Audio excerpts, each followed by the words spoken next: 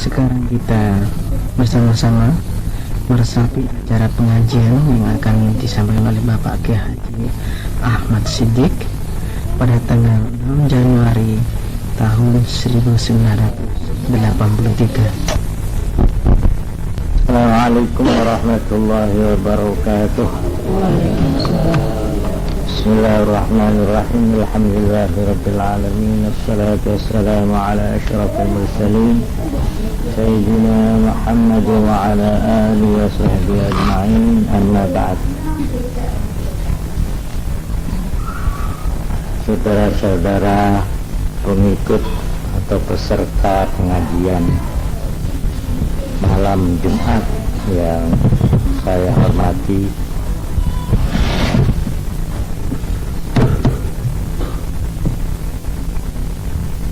sebelum saya menjawab sebuah pertanyaan yang pernah masuk, yang saya anggap berat pertanyaan itu, maka sebelumnya saya ingin memberi pengantar kata bahwa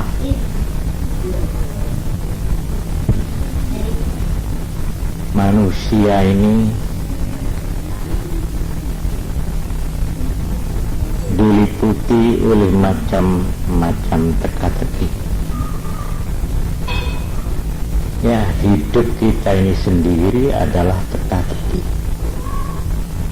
Kita tidak tahu apa-apa yang akan terjadi. Masa depan kita tidak tahu persis. Nasib kita juga kita tidak tahu persis. Oleh karena itu, di samping usaha dan ikhtiar dengan menggunakan pengalaman dan dengan menggunakan akal pikiran, maka masih diperlukan pegangan lain, yaitu iman. Iman terhadap Tuhan dan Rasul-Nya, dalam arti iman dan percaya semua apa yang dikatakan, yang diterangkan, yang ditunjukkan oleh Allah dan Rasul-Nya. Seperti baru-baru ini saya sangat terpengaruh dan terkesan pada saat saya mendapat kesempatan menggoni Kiai Hamid Pasuruan sampai ke akhir hayatnya. Malah saya tuh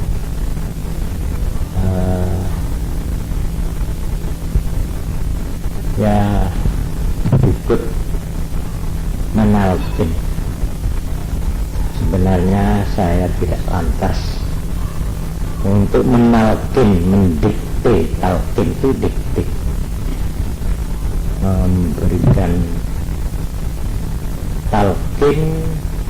Memang ini perintah agama, kalau orang itu mau mati supaya ditalkin, diajari, dituntun, didikte untuk menyebut nama Allah.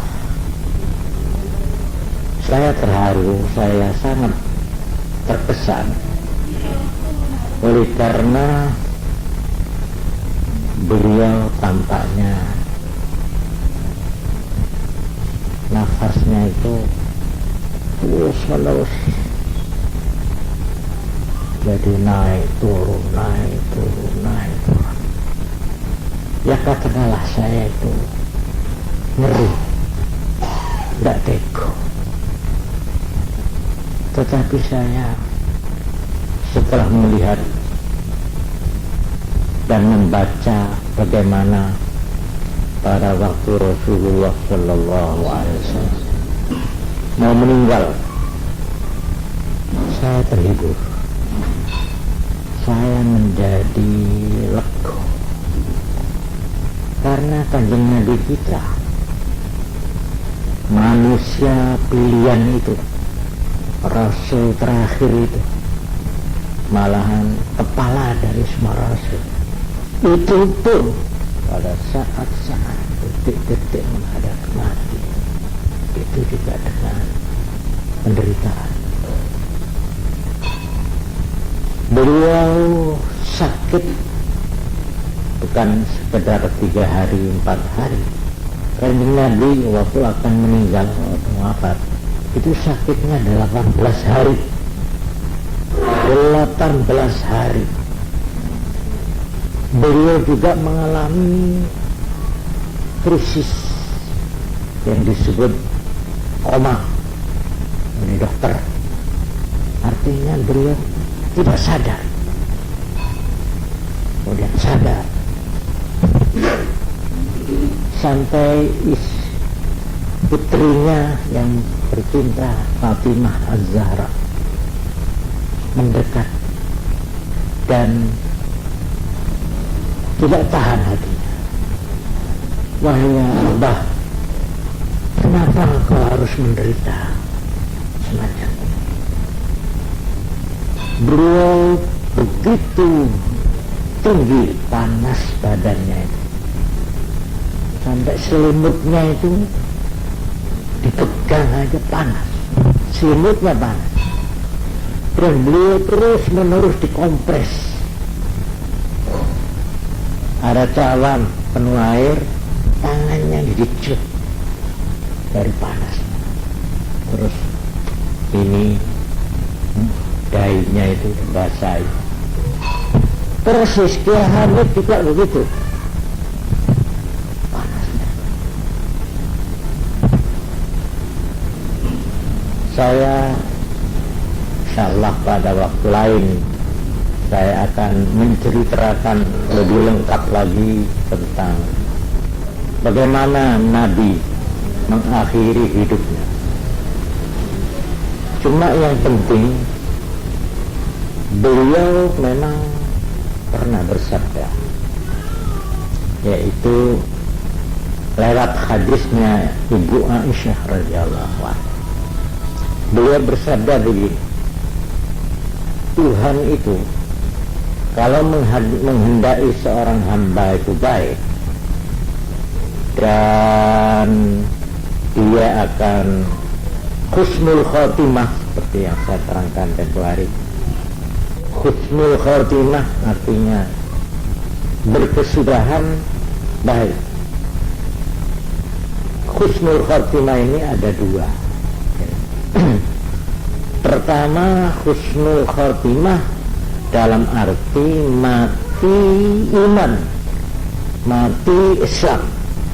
Ini husnul khotimah yang pertama. Yang kedua, husnul khotimah dalam arti mati dalam keadaan yang baik,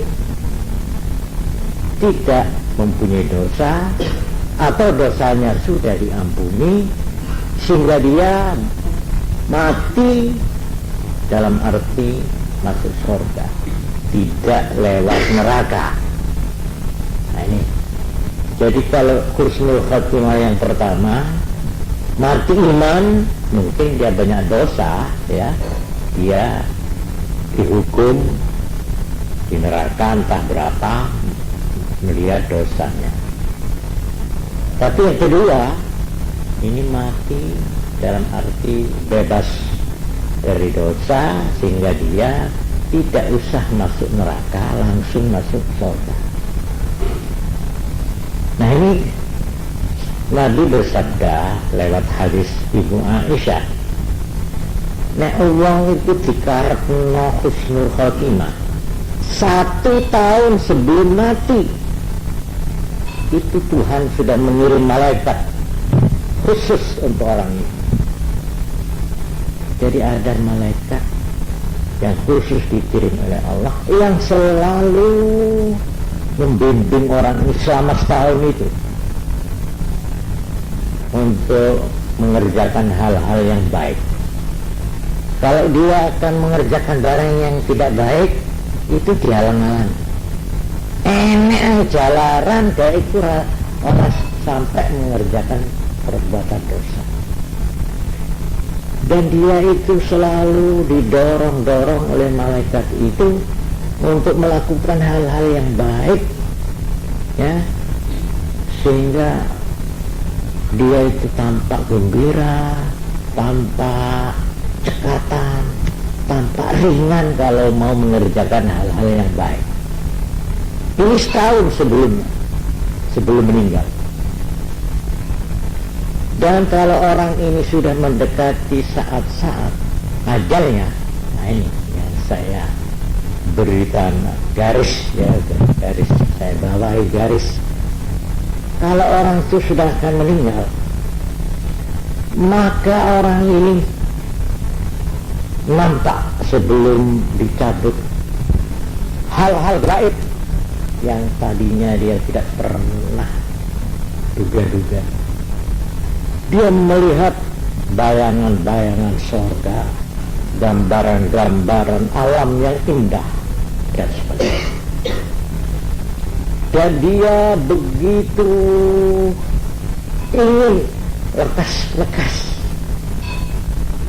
mengalami kenikmatan yang digambarkan Tuhan itu, sehingga abe aneh ini ngongsong kesusu keluar. Jadi dia ingin, nyawanya itu ingin lepas, ingin cepat-cepat karena melihat gambaran-gambaran yang indah. Sebaliknya, kalau orang itu memang termasuk orang yang sudah ditulis oleh Tuhan su'ul khatimah, na'udzubillah min dzalik. Su'ul khatimah itu artinya orang yang akhir hidupnya jelek, dalam arti entah dia mati tidak iman, ya, mati tidak Islam, ini yang paling berat, atau mati Islam cuma dia banyak dosa, sehingga orang ini sebelum masuk surga dia harus lebih dulu mengalami hukuman, ya, menjalani hukuman di neraka. Nah, ini namanya su'ul khatimah. Orang yang su'ul khatimah itu 1 tahun sebelum meninggal, dia kemana saja pergi didampingi oleh satu setan yang istimewa. Setan dia yang tahu persis apa kesukaan anak ini, bagaimana jalan pikiran anak ini, bagaimana hobi anak ini. Ini setan betul-betul setan yang lain daripada yang lain. Ini yang terus mendampingi orang ini selama setahun sebelum meninggal. Maka orang ini tidak pernah melakukan kebaikan. Dia tabu, dia entah diberi rasa dan rasa berat untuk mengerjakan sesuatu yang baik, apalagi yang merugikan dirinya. Sebaliknya dia merasa ringan, bukan saja, kadang-kadang merasa bangga dia tuh melakukan pelanggaran-pelanggaran.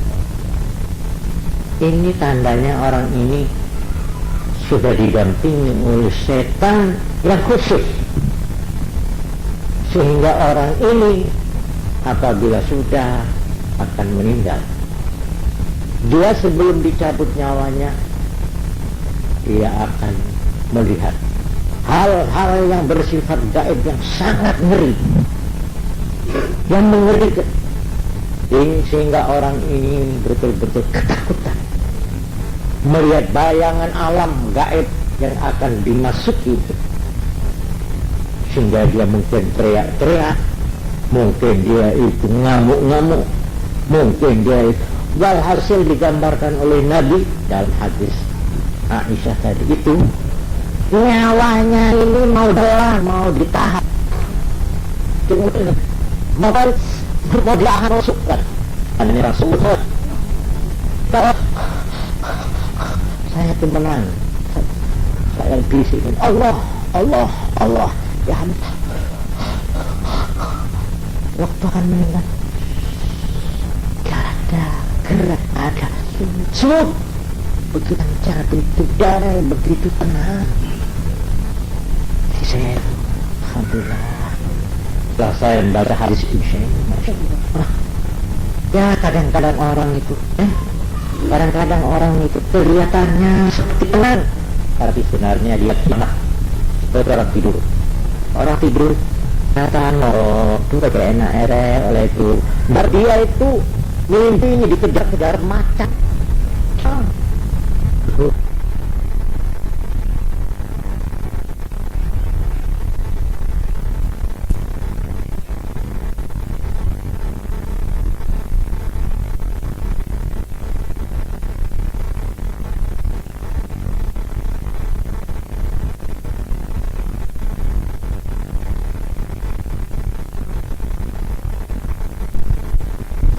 Jujur dia orang yang paling gelisah, paling ketakutan, ya.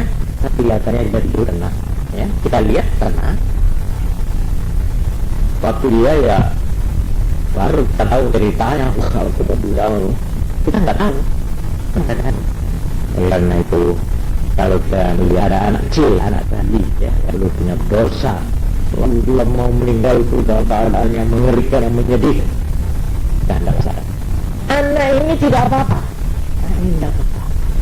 Yang dilihat oleh Allah, supaya atau untuk menjadi ujian yang berat.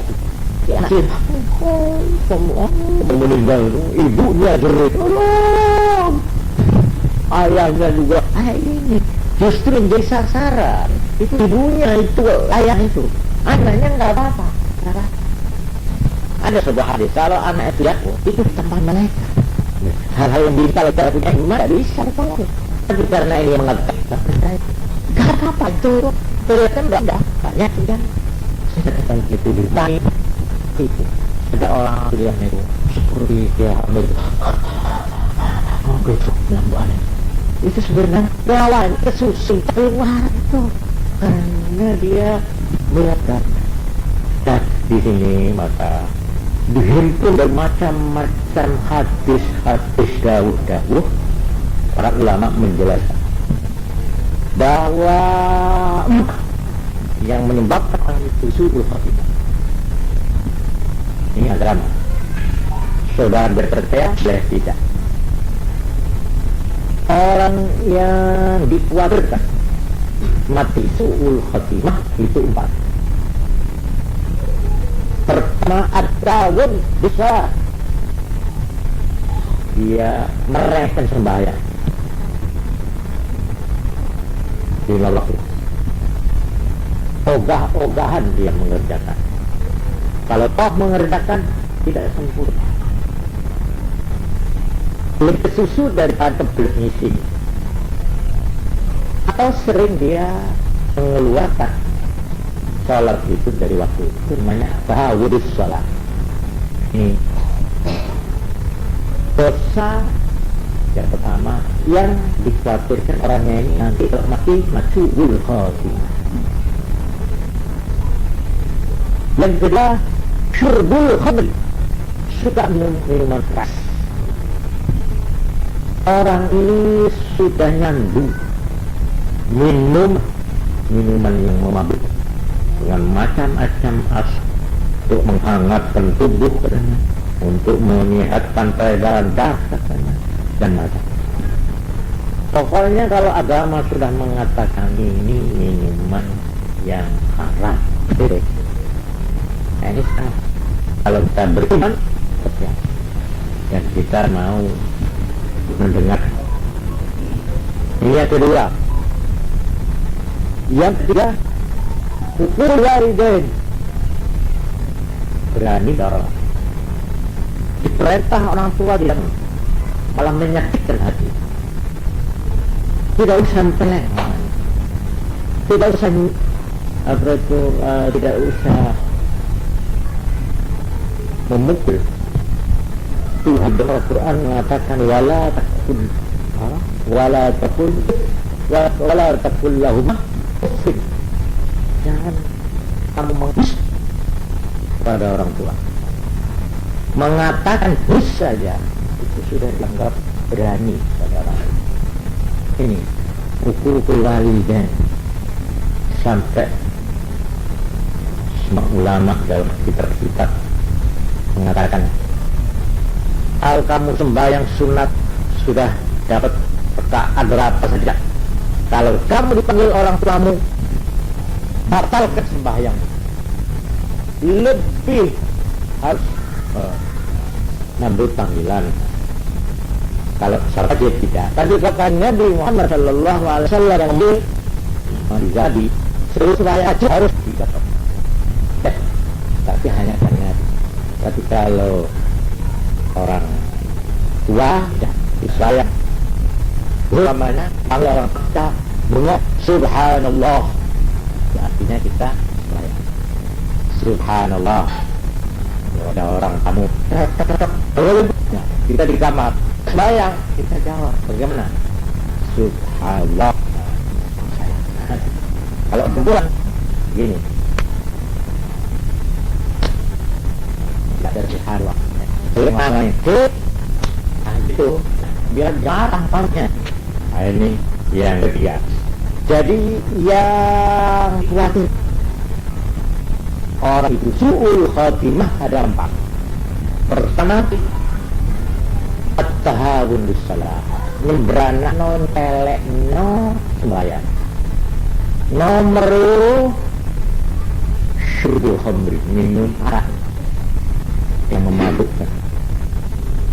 Nomor 3, uququl walidain, berani atau menyakiti orang. Dan keempat, azal muslim, menyakiti orang, mengganggu atau berbagai dan orang banyak.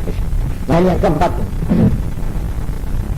dia mengganggu tetangga, dia suka mengganggu temannya, dia suka merampas, suka menipu hak, suka mengibuli, suka membelang negara, bang rakyat, kayaknya. Nah ini yang ditanyakan itu justru yang keempat ini.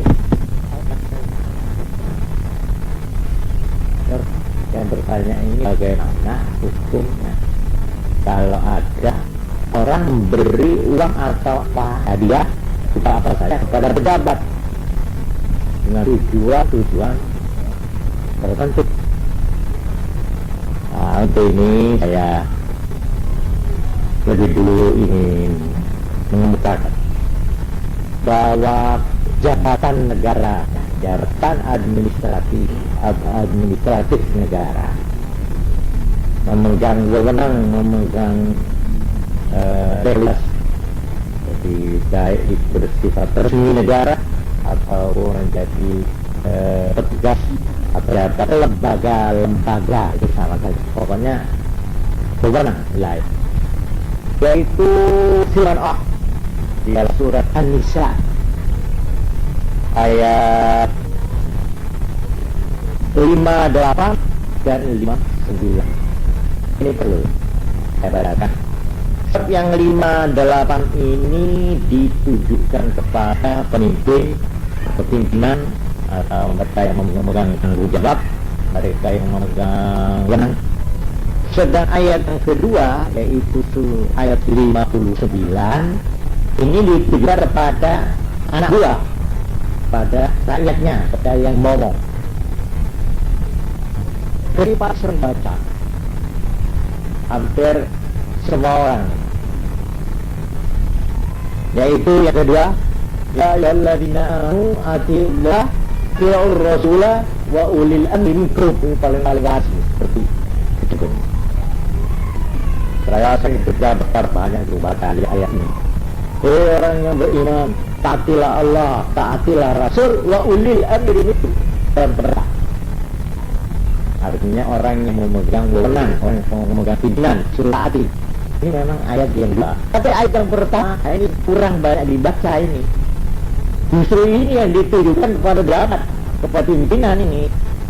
Ya, yaitu yang berbunyi innallaha ya'muru bil amanati ila ahliha. Ini. Jadi sekarang untuk lengkapnya, untuk beribadah, kita tahu yang sudah dibaca dihadiri harus ada yang membaca yang pertama. Jadi memang ini urutan ini. Urutannya begini. Innallaha ya'muru, sungguhnya Allah memerintahkan kamu adul amanat, untuk menyerahkan hal-hal yang dipercayakan kepada kamu ila ahliha, kepada yang berhak. Ini yang pokok, menyerahkan amanat kepada yang berhak. Pokok dari segi namanya pejabat, namanya itu ketua, kepala, apa-apa. Wa idza hakum bainan nasi an tahkumu bil adl. Kalau kamu jatuh keputusan orang banyak sangat mudah, maka kamu menjatuh keputusan itu lari. Adil. Inna Allah ni'ma ya'idukum bihi nasihat. Betul sangat bagus. Indah.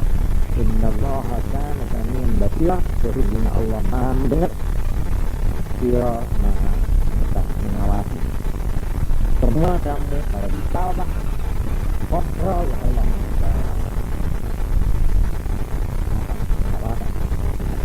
Ini ayat pertama 50 itu kita pada itu. Yang kedua itu kita pada anak buah rakyat. Ya ayyuhalladzina amanu, mereka yang beriman, atiullaha, taatilah Allah, wa atiur rasul, dan taatilah rasul. Ini hari ini kita beriman. Ini pertama itu paket. Taatilah kepada Allah, taatilah kepada Rasul, dan beriman. Jadi dalam rangka taat kepada Allah, taat kepada Rasul, taat yang kedua. Jadi kalau kita mesti mengajak sesuatu yang tidak taat kepada Allah, tidak taat kepada Rasul, ini merupakan rangkaian. Karena itu sekalipun orang tua harus tidak boleh dikasih. Kalau orang tua yang memerintahkan sesuatu melanggar Tuhan, melanggar Rasul, tidak taat Allah dan tidak kepada Rasul, itu bisa ini. Bapaknya karena melarang, beragamisnya disuruh melatur, bapaknya dia.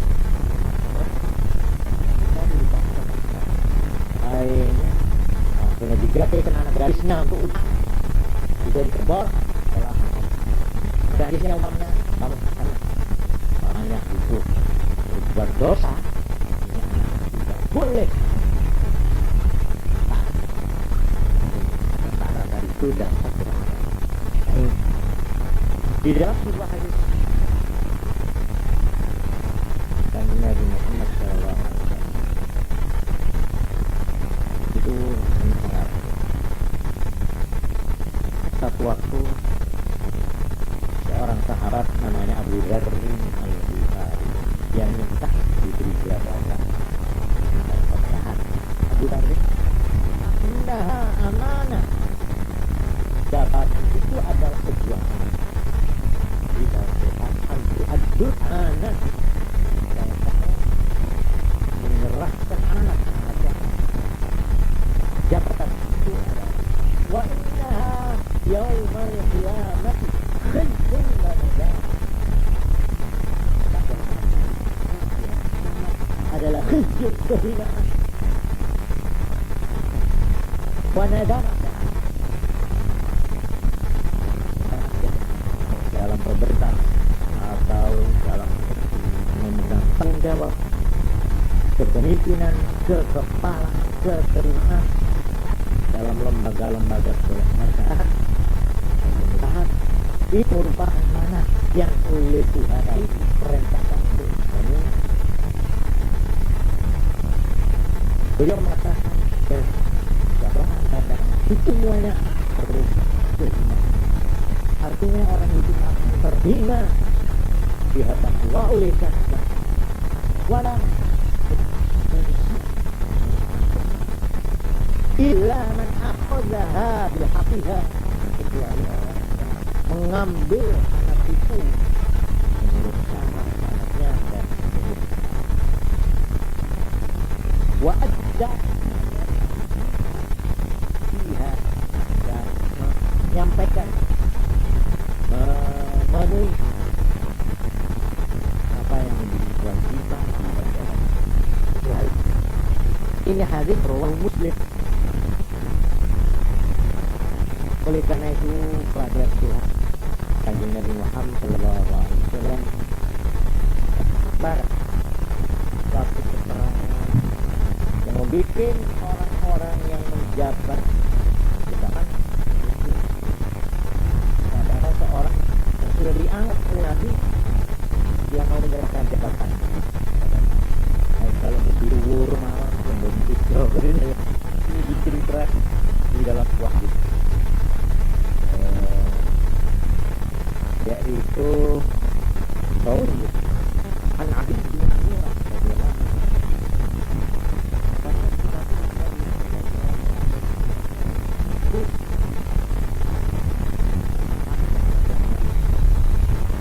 mari ma'ala alim menjadi petugas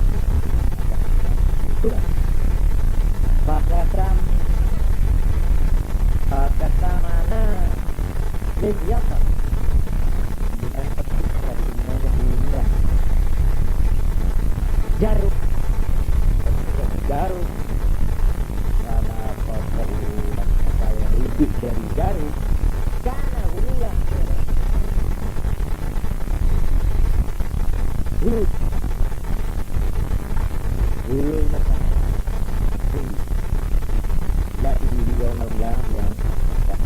dulu dengan korupsi inflasi. Jadi sekalipun yang diambil itu hanya sebatang jarum, maka itu akan dituntut kelebihan.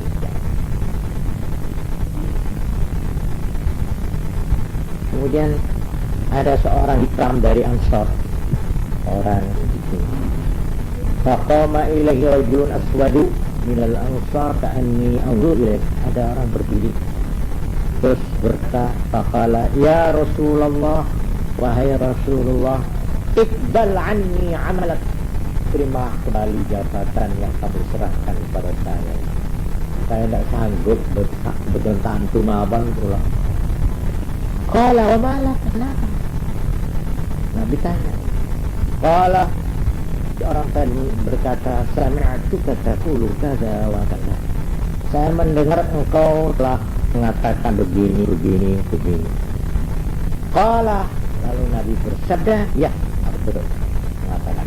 Wa ana aqulu al-an, dan sekarang aku pun akan mengatakan, man ista'malnahu minkum, maka siapa yang aku angkat dia dari petugas untuk diantara kamu, ala amalin atas soal tugas, fal yaji, maka hendaklah dia datang, biqalilihi dengan yang sedikit, wa katsirihi dan yang banyak. Sedikit hanya harus dibawa. Fama utiya minhu akhadha, apa yang diberikan boleh diambil. Wa ma nuhiya anhu intaha, apa yang dilarang ya harus menghentikan. Ini satu peristiwa kecil yang menggambarkan betapa sesuatu yang dipercayakan kepada seorang hebat itu harus dipenuhi secara penuh. Dalam sebuah hadis lain digambarkan Nabi, man iqta'a haqqan mri'in muslimin biyamin, siapa yang mencabut mengambil hak orang Islam dengan sumpahnya, dia berani bersumpah untuk mengambil hak milik ya, orang lain, qad aujaballahu lahu nar, maka Allah telah menetapkan orang itu neraka, wa harrama alaihi jannah, dan mengharamkan orang itu surga. Faqal, kemudian ada orang bertanya, yaitu Abu Umamah atau orang lain sahabat, tapi yang diambil itu wa in kana syai'an yasira ya Rasulullah, sekalipun sesuatu yang kecil dan sedikit sekali ya Rasulullah.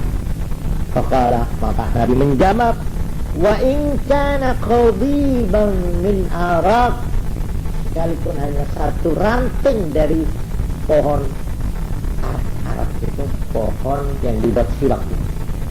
Orang kalau sudah mentah itu kan babak silak itu pohon namanya pohon Arab. Sekalipun hanya satu ranting saja dari pohon Arab, maka tetap seperti yang saya katakan. Ini untuk mendengarkan ini firman Allah dan sabda Nabi. Oleh karena itu Nabi mengatakan tentang riswah, tentang uang sodok, baik yang memberi, yang menerima maupun yang menyaksikan itu mendapat kutuk dari Allah. Di sini sekarang saya menjawab kan yang ditanyakan ini, ya, sampai di mana batas-batas atau definisinya uang sodok itu di mana? Nah, ini saya mengambil keterangan dari Imam Al-Ghazali yang beliau ini pernah ditanya apa perbedaan hadiah dan sodok. Bedanya apa? Padahal baik hadiah maupun sodok itu mempunyai persamaan. Persamaannya bahwa baik uang sodok maupun uang hadiah itu atas dasar sukarelanya orang yang memberi. Artinya orangnya yang berikan itu memang hatinya itu rela. Ya perkara rela kepaksa dan paksa nggak tahu lah, pokoknya dia rela gitulah. Ini tidak dicuri, tidak dirampok, tidak, saya serahkan. Nah, apakah itu hadiah atau itu namanya riswah? Riswah itu masalah beli. Ini persamaan yang pertama. Yang kedua, baik riswah maupun hadiah itu tentu punya tujuan. Itu ada maksud. Apa tujuan? Tentu ada. Nah di sini mari kita lihat orang yang memberikan sesuatu pada orang yang berupa hadiah atau pemberian lah, itu adalah apakah tujuannya itu kontak di dunia ini atau mempunyai tujuan kelak di hari tujuan yang bersifat sekarang kontan atau nanti. Nah kemudian sekarang yang kontan ini kita perinci. Dia memberi karena ada tujuan ingin mendapat sesuatu yang bersifat benda. Nah, ini istilahnya itu uang semir, ya. Pokoknya memang dengan ini saya tujuan supaya memperoleh benda. Atau dengan hadiah itu saya mendapat satu pertolongan atau jasa-jasa baik untuk sesuatu tujuan tertentu. Atau tujuannya itu semata-mata hanya merupakan pendekatan hati, atau dengan perkataan lain ingin mendapat simpati, supaya ada simpati. Cuma simpati dan simpati ada dua, ya. Simpati yang polos, ada simpati yang udah dibatu. Nah, emang simpati supaya berhati, tapi dengan hati ya tujuan mendapat suatu tujuan tertentu balik itu. Oleh karena itu ada 5 kategori, ada 5 klasifikasi. 1, orang memberikan sesuatu dengan mempunyai tujuan untuk mendapat imbalan atau pahala. Imbalan itu pahala di akhirat. Jadi saya memberikan sesuatu, apakah patuhan ada, ingin dapat ajaran, ingin dapat itu juga tujuan itu namanya sesuatu tujuan, itu maksud. Oleh karena itu orang yang diberi ini tidak lepas dari 4. Orang yang diberi ini memang membutuhkan pemberian itu. Orang ini tidak cukup, ya. Atau orang yang diberi hadiah itu bukan karena kekurangan, tapi karena kita ingin menghormat orang ini karena kedudukannya sebagai orang alim, atau orang ini mempunyai kedudukan keturunan yang baik, mempunyai nasab agama yang baik, ya guru, sebenarnya orang baik-baik, mamanya saya memberikan sesuatu padanya karena saya melihat dia adalah keturunan orang yang saya cintai. Atau orang ini memang orang soleh, orang yang memang ahli ibadah, ahli dia nah, dia memberi sesuatu, tak namanya sarung, tak namanya uang. Nah, di dalam hal ini orang yang beri ini belum tahu diri. Jadi kalau kira-kira menjadi tidak benar seperti yang digambarkan oleh orang yang memberi, jangan. Ini katanya barok. Kalau yang punya sikap wara, sikap dari sesuatu yang jelasnya, dia jangan menerima. Dia mengira bahwa saya orang alim, padahal saya minta apa? Saya cuma tukang pidato, saya disebut kahak, kiai haji, padahal saya sebenarnya bukan dia. Cuma ya karena biasa dalam undangan itu saya laris, lalu disebut kiai haji. Padahal saya tidak ngerti apa-apa. Kalau orang memberi sesuatu kepada saya karena kiainya, saya ada apa saya apa? Ini sudah nggak boleh menerima itu. Nah, ini kiara namanya keluar. Atau memang dia dimasyhurkan ini keturunan orang baik-baik, padahal tidak. Dia memang keturunannya iya, cuma anaknya jahat. Keturunan orang baik tapi sebenarnya dia itu lengsek. Orang itu kalau tahu keadaan orang musuhnya dari orang ini tentu ya mau mungkin benar dia. Dari dalam riwayat zaman kuno kan ulama-ulama salaf, orang-orang yang soleh itu dia mau belanja sendiri. Sebab dia tahu kalau saya pergi ke pasar, lalu belum satu. Orang-orang yang begitu itu biasa kalau mau membeli-beli yang kira-kira tidak dikenal bagi orang lain. Ada pejabat maunya bahan, ada pejabat mau belanja ke toko. Ya. Kalau tahu ini ajudan atau suruhannya pejabat itu, iya Pak, iya sudah tidak usah bayar mahal gitu loh. Nah, ini justru yang dihindari. Dalam arti saya kalau begitu namanya menjual jabatan saya, menjual kedudukan saya, menjual kekiaian saya, menjual kesolehan saya, menjual saya. Ulama zaman kuno itu kalau mau beli tidak mau langsung sendiri, tapi menyuruh orang yang orang ini tidak dikenal orangnya ulama. Ini malah sebaliknya ya. Ada yang sebaliknya. Ngomong ini ada itu yang ada pesan itu katakan itu namanya ADWC itu.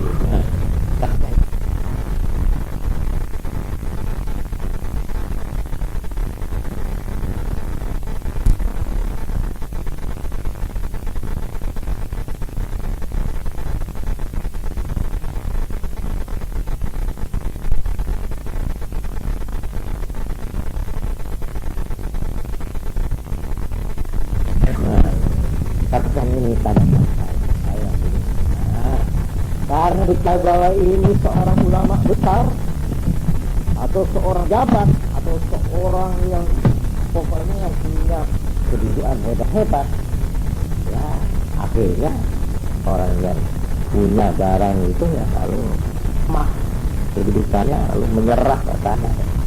Itu namanya todongan muril namanya. Ya. Todongan muril itu ada dua. Maaf ini saya menggunakan kata-kata menodong, musuh mau nodong di kriminalitas di Jakarta itu todong. Ini sebenarnya juga semacam todong, ini menodongan cuma pemodongan muril ya, atau guru kita apa terserahlah makanya. Nah, jadi tentang ini boleh dari orang yang Ini secara hukum. Kalau dia mempunyai tujuan ingin mendapat ikat, mungkin mau bertambah. Ada yang syarat dari sendiri. Kok betul? Yang itu udah pasti. Ini walur. Ini kalau walur ya. Wah itu uang dari aktivitas kan. Harus tenang saja. Ada sebenarnya dia tidak akan memberikan itu pada saya. Lain halnya kalau kamu kenapa dulu? Ya teman. Karena teman. Ini lain lagi. Nilainya lebih tinggi ini malah. Ya. Oleh karena itu pemberian itu ada nama. Kalau pemberian itu untuk menolong orang yang kekurangan, dan orangnya yang diberi itu memerlukan pertolongan, itu namanya sedekah. Ya. Kalau menama sedekah itu artinya yang diberi ini memang membutuhkan pertolongan. Tapi kalau tidak membutuhkan pertolongan, namanya hadiah. Hadiah. Saya memberi pada orang yang kaya sebenarnya orang itu. Saya beri tanda mata, ya, sebagai tanda persahabatan, atau sebagai tanda intim, atau sebagai tanda selera, atau ya apa, atau karena memuliakan orang itu. Saya menghormati yang itu, saya beri. Macam-macam itu hadiah namanya. Jadi kalau ada orang bersedekah atau berhadiah dengan tujuan ingin dapat pahala di akhirat, ini justru yang jadi. Yang kedua, tujuan yang tidak di akhirat tapi yang keempat, biasa.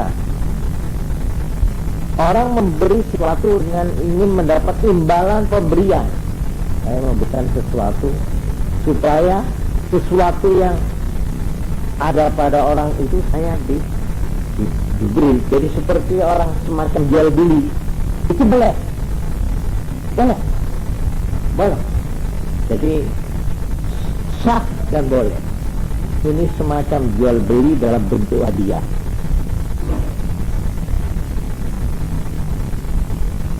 Jadi kalau memang ini kalau namanya orang itu hadiah dalam arti 100% itu pemberian hadiah tanpa mengharapkan apa-apa, itu namanya benar-benar hadiah, tidak mempunyai tujuan tertentu atau tujuan yang diketahui secara jelas. Jadi kalau ada orang memberikan sesuatu supaya mendapat imbalan, orang itu akan memberi sesuatu. Ini contohnya ulamanya. Umpamanya saya memberikan sesuatu ini diperlukan oleh pengusaha A. Saya tahu bahwa orang ini punya bahan yang saya perlukan. Pada saat waktu saya minta. Ya.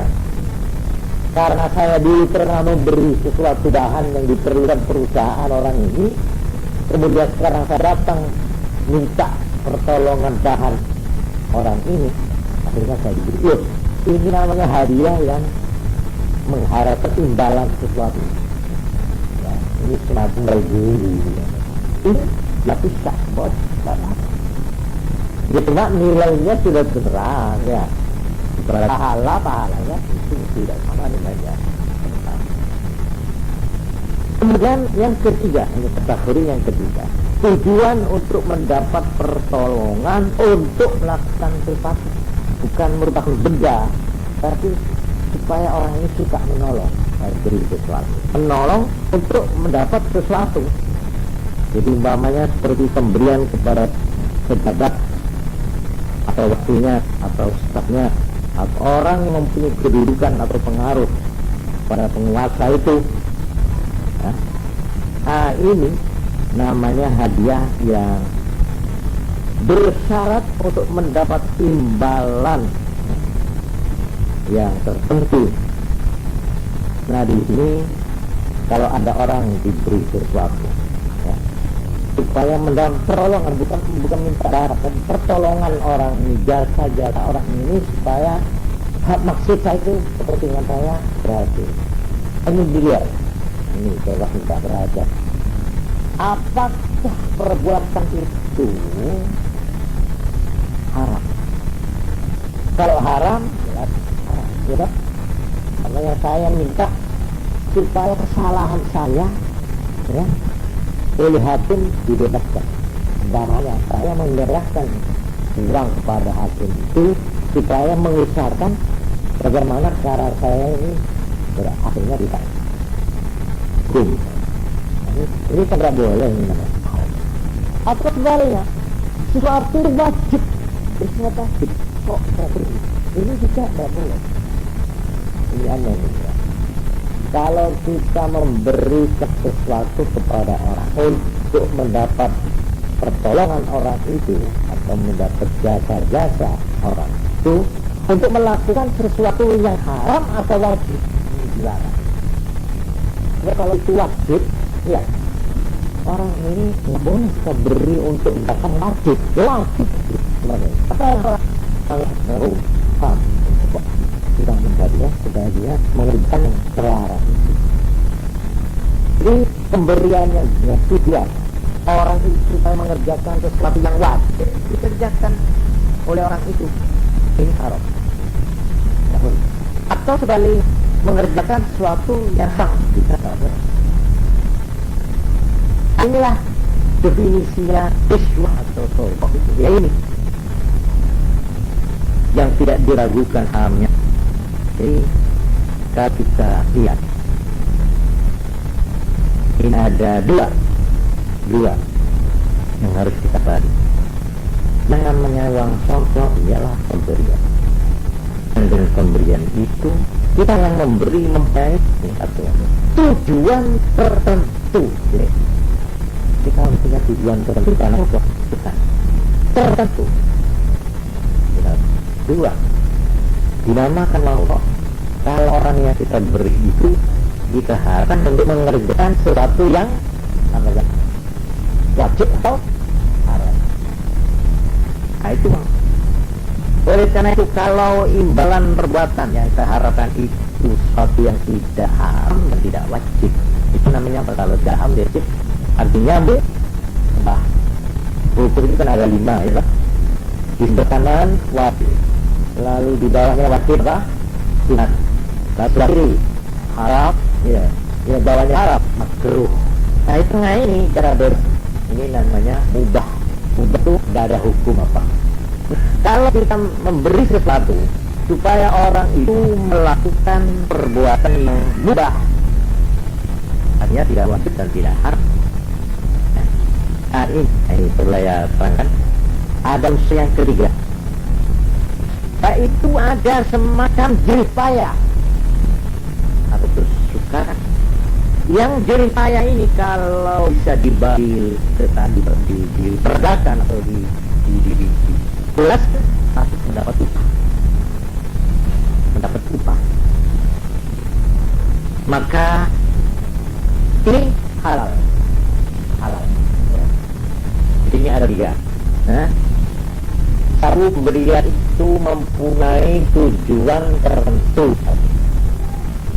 2, kita mengharapkan supaya orang yang kita beri itu melakukan sesuatu yang haram atau yang wajib. Yang 3, kalau yang diharapkan sebagai imbalan pemberian saya itu sesuatu yang tidak haram tapi indah, ya, mencatatkan bahwa ada kerepotan, ada supayanya, ada jihayahnya. Nah itu seperti orang membela perang gitu, pukul atau itu mau ada hukum apa itu membela mengarah untuk kapal itu apa itu apa pembelaannya. Nah ini boleh memberi itu memang halal itu. Di dalam hukum Islam ada yang harus serupa dengan ini, namanya du'alah. Macam orang mijit ya. Kira-kira sudah setengah jam terus saya beruang. Ini alah, du'alah itu ya persen ya. Saudara pulang atau pulang. Siapa yang menemukan dompet saya beri persen 10. Boleh. Ini namanya du'alah. jualah